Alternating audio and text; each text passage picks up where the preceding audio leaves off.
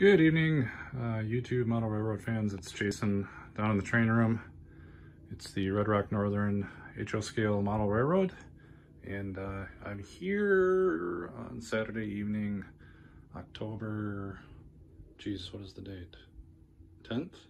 It's Saturday night. I think it's the 10th.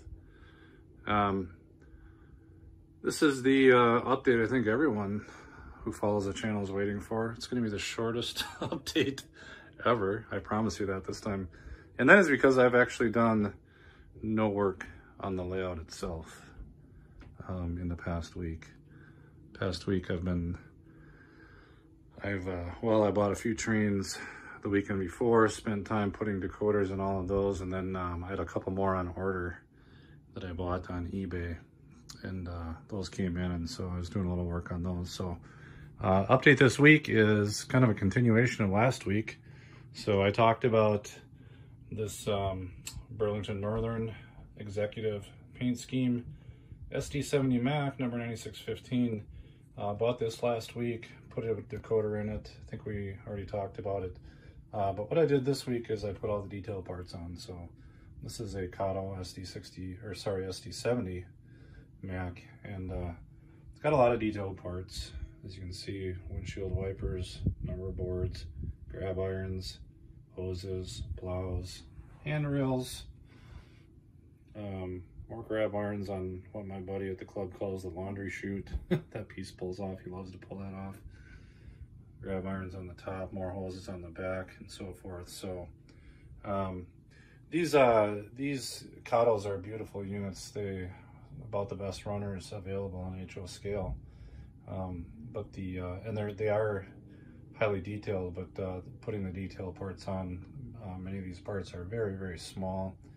Some of the holes need to be drilled out, so inevitably it usually takes, I estimate, around 3 hours to detail a Kato locomotive, to put all the detail parts on. This one I was kind of farting around, going a little slower, being a little more careful, and this one I spent about 4.5 hours on the other night. And just pushed through it. So you can see about the only issue with it is a slightly warped handrail, but that doesn't bug me too much. So got it all in, glued together. Did it properly this time, actually, and I did not glue the handrails on the front cab, which means benefit is I can actually pull the hood off to access the decoder or the worm gears without actually taking the entire shell off, which would require pulling out the coupler pockets and so forth. So these particular handrails do come out relatively easy. I glued the bottoms of them, but not the top.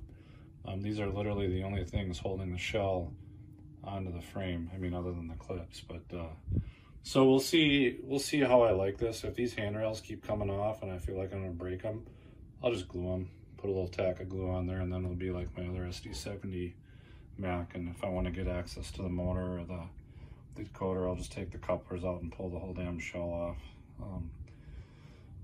Okay, so that's that. It's a beautiful locomotive. And then I got these SD60Ms in the mail. Both have sound.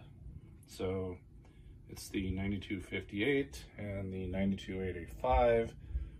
Both with the 2 windshield configuration, high number board, high headlight, no triclops. I think the triclops are pretty much in this paint scheme unavailable, sold out everywhere. I just happened to, a seller on eBay, I was watching these locomotives, and the seller offered me like a 10% discount or something like that, and I jumped on it for the combined shipping. So, and I'm gonna actually, I got some other SD60Ms in BNSF Heritage 2 paint scheme. I think I'm going to end up selling those, or I might trade those for other locomotives. So, so I've got more locomotives than I have space for, so I have to continue thinning out road names that just don't really fit my scheme. As I've mentioned before in previous videos and discussions, I'm trying to focus strictly on the Burlington Northern era, and no specific year or not even a specific decade. I'm really just collecting anything Burlington Northern. Usually they're going to end up green. Sometimes you get an executive. Sometimes, well, I don't have it in here, but I've got a, well, I guess that's a PNSF. Never mind. I do make a few exceptions. Like I've got a Atlas. They call it the Smurf paint scheme. I think it's pure. It's the most pretty color blue ever. I got one of those and it sounds great. But yeah. Anyway, so I unboxed these this afternoon. And I did not have to put any detailed parts on. These are Walther's mainline, so a little less detailed than the other SD60Ms that I have, which are Proto 2000s. Those have, you know, you'd notice hoses on the front, grab irons and so forth. These are missing the grab irons and hoses. But the nice thing is that Walther's does make a kit, a detail kit, and the holes look like they're pre-drilled. Or at least I don't know, the nipples are there. And I can drill them out myself. I got the drill for it. And I can put the detail parts on. I might actually do that someday because it does make them look, pop a little better, putting those details on. So, and it's not nearly as time consuming as the Katos because there's just a lot more parts to put on. These would just be the grab irons, some iron on the top, probably right there on the end, and some hoses, so we'll see. But these have ESU, I believe it's ESU low sound in them. The interesting thing about this, I don't know if I'll start them up here, but these are both SD60Ms, both, you know, the same hood configuration, very close in numbering, 9258 and 9285, but they sound different. They have different horns, and the startup sequence definitely sounds different. If that's something that I don't know, someone wants to comment on. I performed a factory reset of these decoders, thinking, you know, maybe someone unboxed them and changed the sound, but I factory resetted them twice, each of them, and they default to a slightly different sound as far as the startup sequence and as far as what the horn sounds like. Very distinct difference. So anyway, it's just a subtle thing that I noticed, not a huge deal. So that's about it. As far as what I've done this week, what I've got on the workbench is I was given these locomotives by a club member, I don't know, maybe a year ago, maybe a little less than a year ago. One's a Walther's. I don't know what the other one is, but I don't know. He gave them to me, and I kind of got the sense that they didn't run, or he got fed up with them. And honestly, I don't know what's wrong with them, but I'm gonna see if I can maybe put a little bit of time into these and see if I can get them working and running. I don't even know if they have decoders.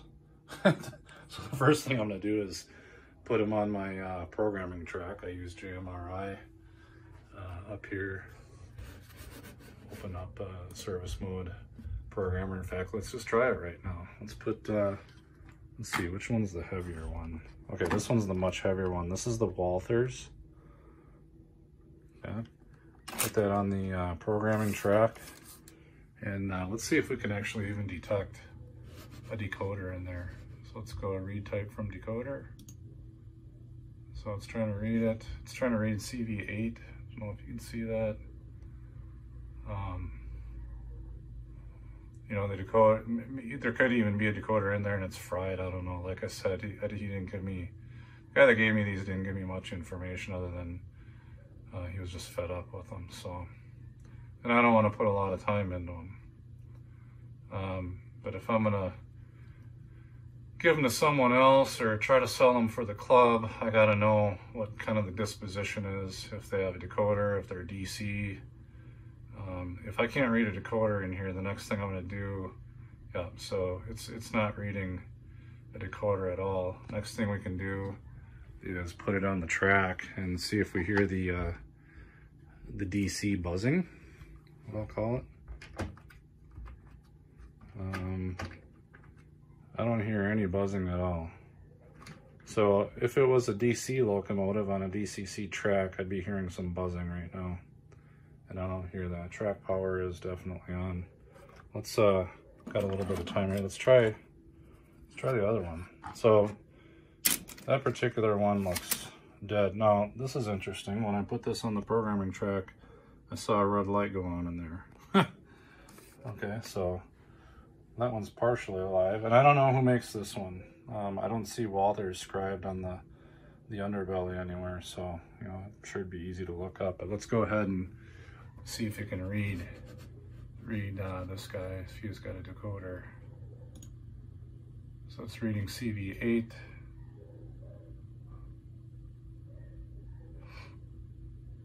And you gotta be a little patient sometimes.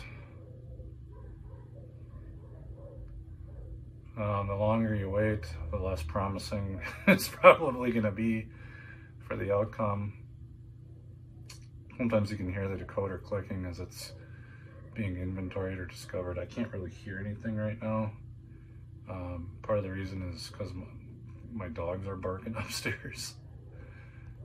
There's another interesting thing I see, and that is it's got a headlight. Now this is strictly a programming track, so I don't know why the headlight would be on a DCC programming track. That's a little bizarre to me, but here we go. There's no acknowledgement from the locomotive's decoder, so that could mean it's got a decoder and it's fried or damaged, or maybe it doesn't have a decoder at all. Let's try putting it on the track. Okay, that's interesting. I heard a sound briefly. Should we see if we can acquire it? What is this, 9210? So let's try Loco 9210, enter.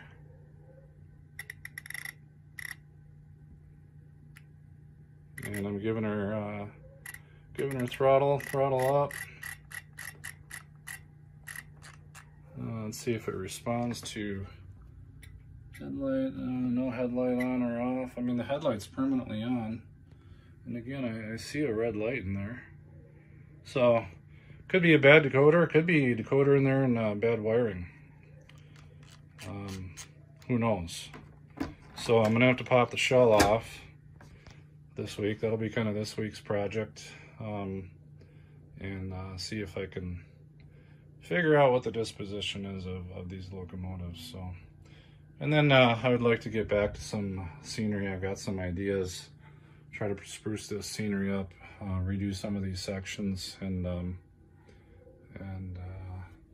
yeah, I guess that's about it for now. So we're gonna stop this one at about 13 minutes. Nothing else to report, and I wish everyone a blessed rest of the weekend and a blessed week next week. And thank you all for joining, and take care. Bye-bye. Out.